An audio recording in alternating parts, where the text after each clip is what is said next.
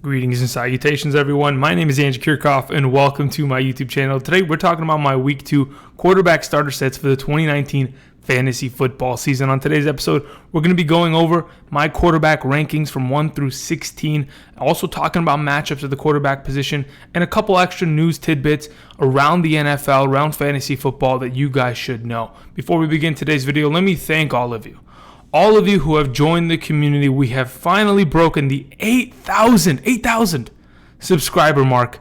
It's absolutely insane, guys. When I first started this a year ago, I did not believe I'd have 100 subscribers, much less 8,000. We've gotten here. Much appreciation to all of you and all the support. Much love.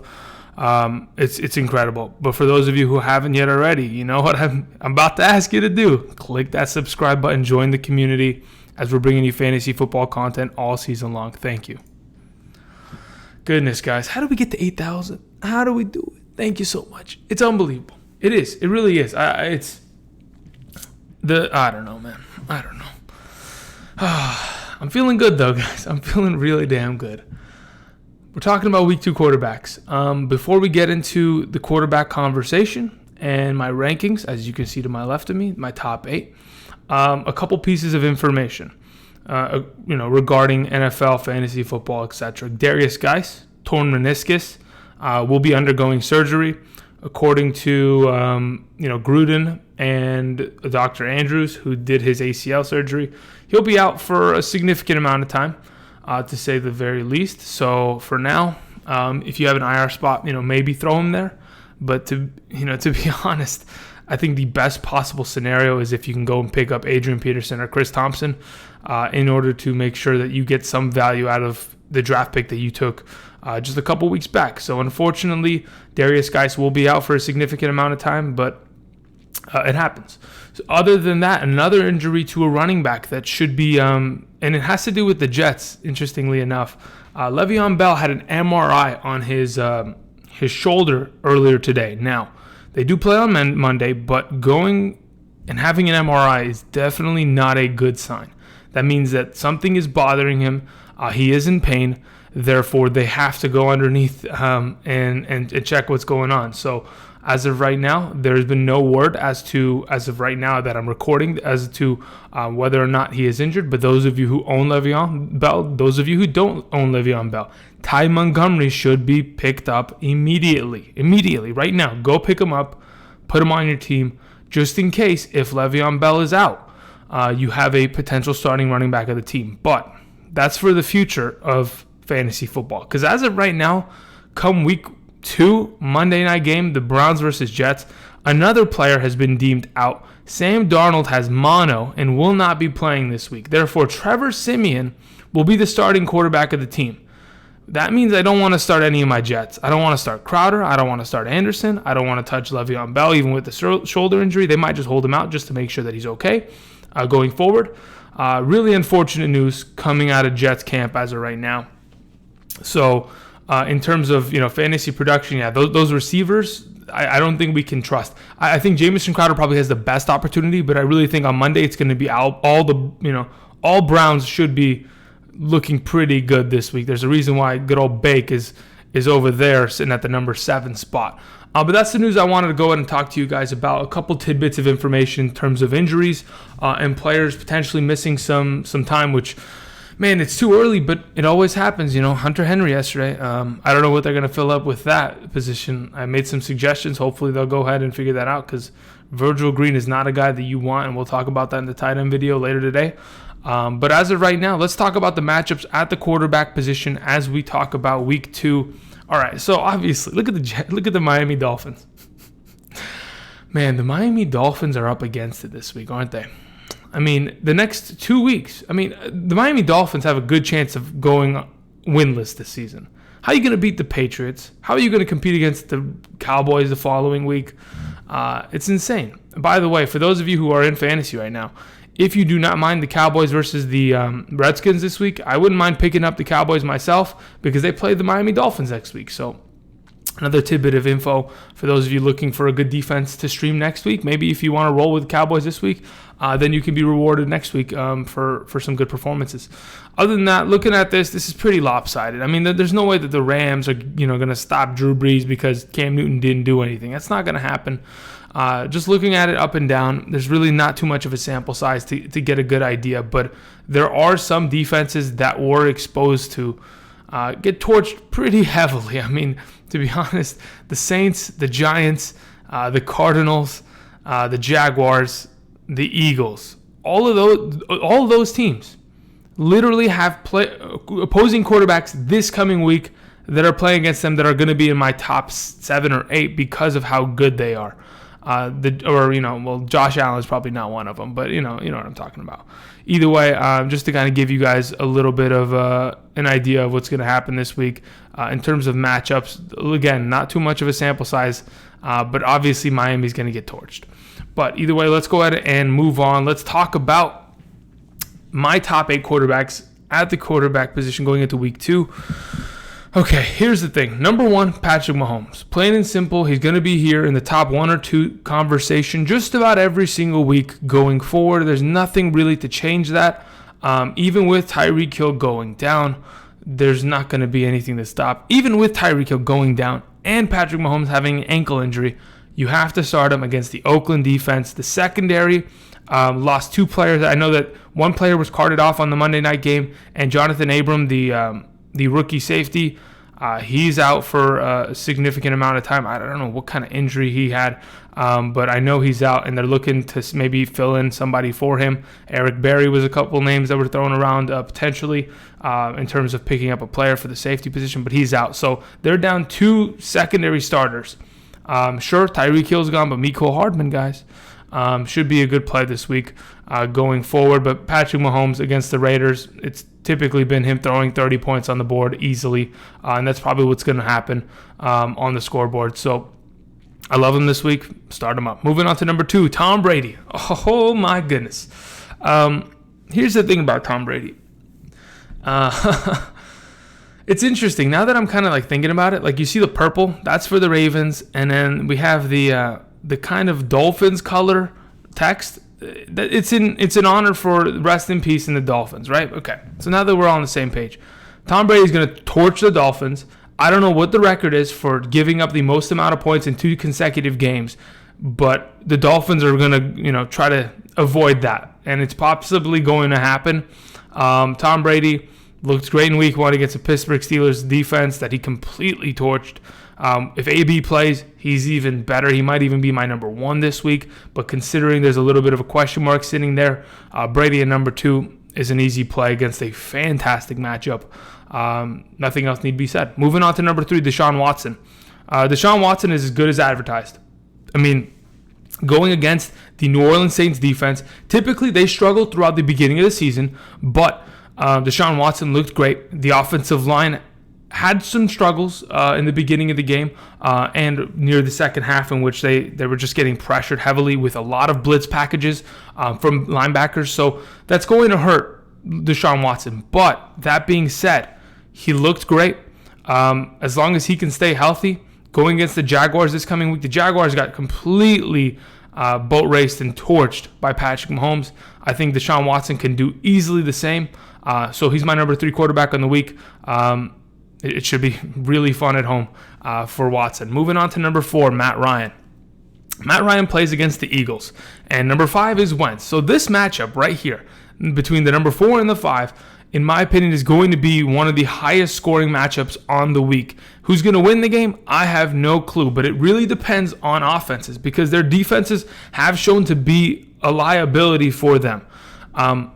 Both of them have great firepower offensively with top-tier wide receivers, tight ends, and running back options. Obviously, Miles Sanders needs to figure it out. But as of right now, Matt Ryan going into this matchup, I really do think that if Case Keenum and Terry McLaurin and Vernon Davis and Trey Quinn can really put a number in on this Eagles secondary, Matt Ryan and Julio Jones will take care of it. I was looking at a stat that the last 3 games that Julio Jones has played against the Philadelphia Eagles, he's had, I think, on average 14 targets, 9 receptions, 150 plus receiving yards, 0 touchdowns though. But it's going to be a shootout. Matt Ryan's going to be pretty fun to watch this week. After a pretty weak week 1 performance, Ryan should be fun and have a bounce back week. Moving on to number 5. On the other side of the ball, for the Eagles, the starting quarterback, Wentz didn't look good in the first half of week 1. Really seemed to struggle heavily, but they went into the locker room, they made some adjustments, and they came out and they were a completely different team. Deshaun Jackson, Alshon Jeffrey, even with Zach Ertz not being able to contribute as heavily as he would have wanted to, still made some plays here and there in order to help this team win. Wentz looked far better in the second half, and so did the entire offense as a whole, offensive line-wise. And going into this juicy matchup where Kirk Cousins really didn't even have to try, and he was really good with a terrible offensive line against the Atlanta defense, Carson Wentz should be able to feast. He's my number 5. Moving on to number 6. Now, I love Lamar Jackson. Okay, I almost had him as my number 3 last week. You guys who watched the video last week know I said that. The thing is, I don't want to go ahead and throw Lamar Jackson on top of the list and completely go crazy, okay? Just because he destroyed the Dolphins doesn't mean he can walk into any stadium and win. That being said, he plays at home this week against the Cardinals, who struggled heavily and don't have great cornerbacks this coming week. So what does that mean? Sure, the Baltimore Ravens are going to run the ball, as they usually do. Mark Ingram's going to be successful. If Lamar Jackson is pushed to do so, he will run the ball as an option. Otherwise, he's got Marquise Brown over the top, Mark Andrews, even Willie Snead working into these formations and figuring it out, Boykin. I just don't think Lamar Jackson's going to throw 5 touchdowns. If he scores 2, 3 touchdowns, you should be 100% happy, and that's what you should expect from him into this matchup at home, which should be fun. The thing is, a lot of it is going to depend upon how good Kyler Murray is. If Kyler Murray comes out of the gate struggling like he did in week 1, this defense is going to punish them. He's going to be, and Lamar Jackson is going to be set up with short field advantages that is going to lead to points. So he's my number 6 on the week. Moving on to number 7, Baker Mayfield. Now that Trevor Siemian is the starting quarterback, now that Sam Darnold has mono and he's out, it's going to be all Browns on Monday. I really do believe against a secondary that is not as talented as Odell Beckham, they're going to struggle, and Baker Mayfield is going to air it out. He needs to find himself some revenge. You got absolutely embarrassed week 1 against the Titans. You know what's crazy? A couple stats that I saw. Marcus Mariota hadn't thrown 3 touchdowns in a game since like 2016. It was the first time in like 25 starts that he had done so. Just to put that into perspective, just how terrible the Browns were. 3 interceptions, a boatload of penalties, the left tackle getting suspended. They're going to right the ship. They're going to go ahead and they're going to go in the right direction this Monday, and they're going to destroy the Jets. So I like Baker this week at my number 7. But, obviously they're going to have to run the ball a fair amount as well. So I'm not thinking it's all Baker with 19 touchdowns. Chubb's going to get involved. Moving on to number 8, Dak Prescott. Absolutely should be started. Going against the Redskins, not really worried about it. Carson Wentz was able to figure it out, and just showing how good this offense was against the New York Giants defense. Sure, the Giants aren't a true test, to say, for Dak Prescott in this offense. We knew it was going to be a one-sided affair. But if they go ahead and they continue to pass the ball as heavily as they did, which they have the capability of doing so, considering Zeke is still a good receiving option out of this backfield, Dak should be set up for some success here. 4 touchdowns might not be the final sum goal of this week, but 3 touchdowns isn't out of the realm of possibility for Dak, especially on the goal line, which he likes to always. I'm telling you guys, always. Even last year, I said this every week for Zeke. Zeke is always in jeopardy of losing goal line touches to Dak, who over the last 3 seasons has scored 6 touchdowns each rushing in the red zone. So anytime you see Ezekiel Elliott on the 5-yard line in the backfield, expect for it to be a play action or a read option for Dak to keep, throw, or run. Putting that into perspective. Dak, my number 8. Moving on, let's go ahead and let's talk about my 9 through 16 quarterbacks on the week. Number 9, Cam Newton. Sure, Cam Newton was probably one of the worst quarterbacks on the week. Technically, he was in terms of fantasy points. With 5 fantasy points, it's awful. Even Robert Griffin III came off the bench against the Miami Dolphins and put up 9 points. Gardner Minshew came off the bench and put up 18 fantasy points and 6 point per passing touchdown format. Okay. Cam Newton against the Tampa Bay defense at home this week, tonight. I have the utmost confidence in Cam. They have to feed Christian McCaffrey. McCaffrey's going to be fed again tonight, without a doubt in my mind. But Cam Newton is going to be able to stretch his arm out a little bit, get DJ Moore, Curtis Samuel more involved within this offense, and he's going to score some fantasy points tonight. I believe so. He's my number 9 this week. Moving on to number 10. Okay, we have Josh Allen at number 10. After I saw how bad the Giants' defense was last week, and I saw just how bad Josh Allen was last week, I thought to myself, Josh Allen is pretty much, Mitchell Trubisky is Blake Bortles Jr., but Josh Allen has tendencies. He turns over the ball a bunch. Fumbles, interceptions, and sometimes those interceptions and fumbles, not really his fault. If the center is going to snap you the ball and, bounce it off his ass and it's going to fall on the floor, fine. If you throw a quick slant to Cole Beasley and it flops through his hands and he doesn't catch the ball and it ends up in a middle linebacker, not really his fault. I think those should be completely wiped away. Do not look at that. Look at the matchup and look how many points Josh Allen is capable of scoring. The guy can move with his legs. He's got an arm. He has receiving options now into a very good matchup. I like Josh Allen as my number 10, guys. I know many of you probably don't even have him in your league. It's probably not even rostered. I like him this week. I think it's a very favorable matchup and a quarterback that really could score a lot of points. We've seen him do it in the past, especially last year, and somehow managed to save his fantasy week despite adversity this last week. So I'm confident in Josh Allen. I like him at 10. Moving on to 11, Phillip Rivers, Old Faithful, a guy that is going to score 2 touchdowns, given, plain and simple. This is where we get to the consistency row. Phillip Rivers, Old Man Rivers with 8 kids or 9 kids, I don't know what he has. He's almost beaten Cromartie. Rivers, he's consistent. I mean, there's nothing else to say. As long as you're playing against a defense that's not the Bears or the Ravens or something that's going to really make him struggle, he should look to be fine. I know Mike Williams might be hurt this week, could hurt him. And also, Hunter Henry is gone. I still think he's going to put up a good week. Imagine that. He's Old Faithful. He continues to be consistent. I don't think this Lions defense is good enough to punish him. So that being said, let's move on to my number 12, Aaron Rodgers, playing against the Minnesota Vikings. Should be a start this week as a top 12 quarterback. Here's the thought process as of right now. The Minnesota Vikings, sure, they looked fantastic against Matt Ryan, but Matt Ryan just doesn't know what the heck he's doing sometimes. He looks like Jameis Winston at times, making terrible mistakes in decision-making that's a little dodgy. The offensive line for Aaron Rodgers was fantastic in week 1. A lot of people aren't going to pay attention to how good Brian Bulaga was against Khalil Mack. Khalil Mack did not force a pressure when he was on the side of Brian Bulaga, the right tackle. Not to mention, they still have David Bakhtiari on the left side.